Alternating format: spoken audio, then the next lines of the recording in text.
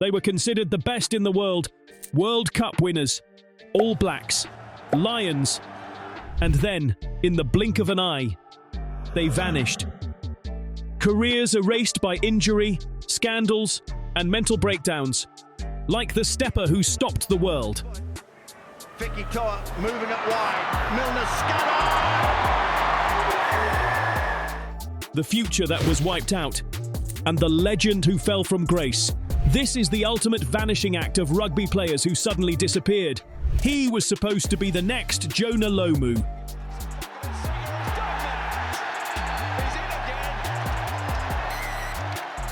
England's answer to every winger the All Blacks ever had. A giant Fijian English who could hold the ball in one hand like a grapefruit while fending off defenders with the other. In fact, Big Joe was the breakout star of the 2018-19 season, and Eddie Jones hyped him as the next big thing. But then, the unthinkable happened. A knee injury just weeks before the 2019 World Cup became a career-stalling nightmare. And even though he returned, his defensive lapses, lack of confidence under high balls, and poor acceleration ultimately killed his career. While he still plays, the world-beater version of Big Joe faded, and now he isn't even a consideration for Steve Borthwick. Yet, he still got a shot at the highest level, unlike this freak of nature. Bruins chasing hard. He's catching. Gaining on him. Can he stop him? Yes, he... Robbie Fruian was a physical freak of nature. He was a centre with the size of the prop and the speed of a winger. And alongside Sonny Bill Williams in 2011, they formed the most terrifying midfield partnership in Super Rugby. He was an All Black in waiting, but behind the scenes, Robbie was fighting a battle no one could see. A survivor of rheumatic fever, his heart valves were failing him. In 2013, at the peak of his power, his form dipped not because of talent, but because his heart could pump enough blood to fuel his massive frame. He underwent multiple surgeries, moving to Bath, but the explosive force of nature had been robbed by his own physiology. Stretches his legs to finish. But sometimes it is the weight of expectation that just suddenly makes a player disappear. The missing Springbok is perhaps the most literal interpretation of this. He was a World Cup winner, and the heir apparent to the Springbok number 14 jersey. But in 2022, after a move to the Bulls, Sbu Nkosi just vanished. For 3 weeks, nobody, not his club, his family, or the police, could find him. And when they finally did, having fled the pressures of professional rugby, his career came to a jarring halt. Nkosi couldn't be trusted anymore and was basically exiled from South African rugby, vanishing from Rassie's plans just as soon as he started. But sometimes, the spirit is willing, it is just the machinery that fails. In 2015, there was no more electrifying sight in world rugby than Neha Milner Scudder. With a sidestep that could humiliate the world's best defenders in a phone booth, he burst onto the scene for the All Blacks, scoring the opening try in the World Cup final. Here it comes, McCall, Milner scudder. Even winning the world's Breakthrough Player of the Year, he was the future of the New Zealand backline. Then, silence. His career became a tragic cycle of rehabilitation. A shoulder reconstruction in 2016 was followed by foot injuries and further shoulder dislocations. Between 2016 and 2018, the man who owned the world stage played only a handful of games. He slowly faded from the public's eye, playing in New York. But here comes New York. Milner Scudder dives for the line. Instead of an all-black legend, he faded, but he didn't have the bad luck of the next ex-Springbok star, Pat Lambie, the Golden Boys' sudden stop. What drama. The crowd will kill you. Got it! Pat Lambie was the darling of South African rugby. Versatile, calm, and technically perfect. The Springbok answer to Carter and Wilkinson. By his mid-20s, he already had over 50 caps. He was destined to be a World Cup winner. Then suddenly, it came to an end, not with a fade, but with a collision. a knockout against Ireland. He tried to move to Racing 92 in France to restart his career.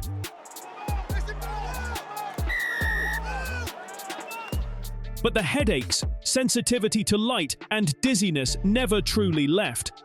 In 2019, at just 28 years old, doctors told him one more hit could be fatal. He announced his retirement immediately, vanishing from the pitch to protect his life, leaving fans wondering, what if? But this next man fought the demons from within. Zach Guilford had the world at his feet. Guilford's off. They won't catch him. That's 3. A Crusaders star and an All Black at 20, he had the work rate and speed to be a 100-cap legend. But Guildford was fighting a severe battle with alcoholism. His disappearance was a slow, painful public slide. From stumbling into a bar naked in the Cook Islands to assaulting someone in a Christchurch party, his off-field behaviour made him unselectable. Everything you were before and leave you standing naked by yourself. And it's a pretty hard place to come back from. He was given lifeline after lifeline at Claremont, the Waratahs and Never, but the pattern repeated. He vanished from the elite level not because he wasn't good enough, but because he couldn't conquer his addiction, eventually playing amateur rugby while trying to rebuild his life. But he still cared, unlike the next Fijian monster.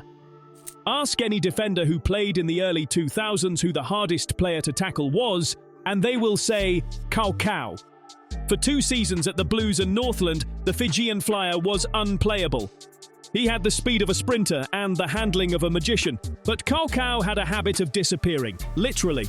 He would frequently miss flights back to his clubs, vanishing into the villages of Fiji for months at a time, often returning 10 to 15 kilograms overweight.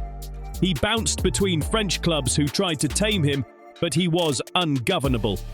One of the greatest talents the game has ever seen spent his prime years in a cycle of AWOL incidents and disciplinary hearings, eventually fading into obscurity and bankruptcy. A tragic case of wasted genius. At least he never conned the world like this next man.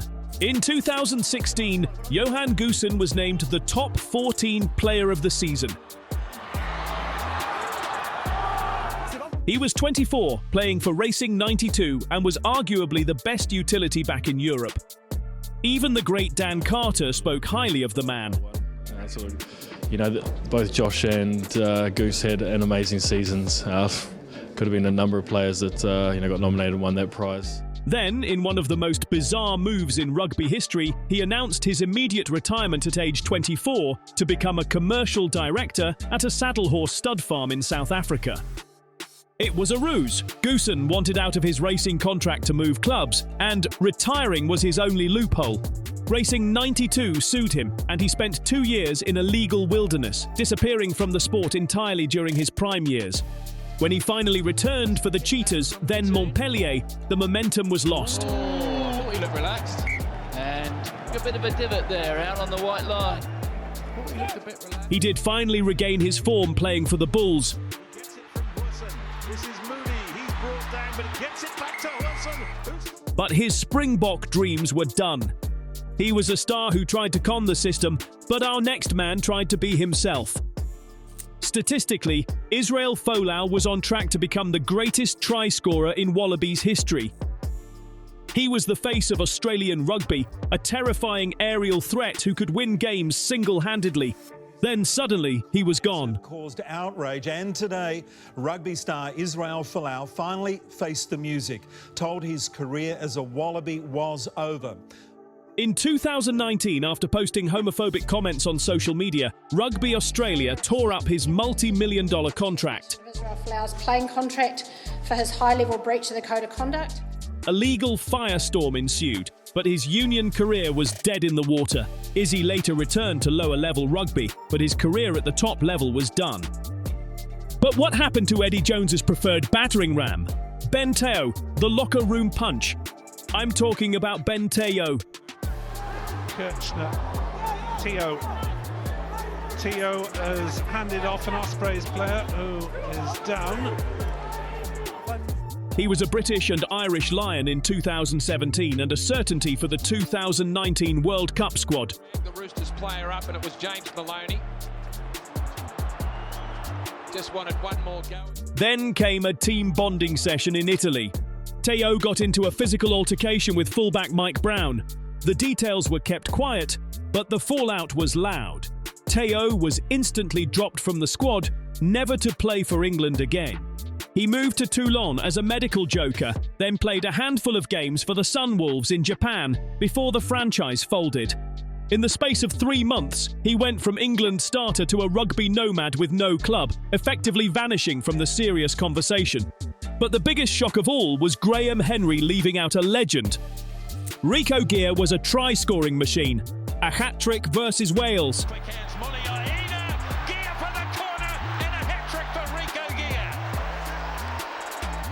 And the most potent finisher in All Black history. But heading into the 2007 Rugby World Cup, something changed.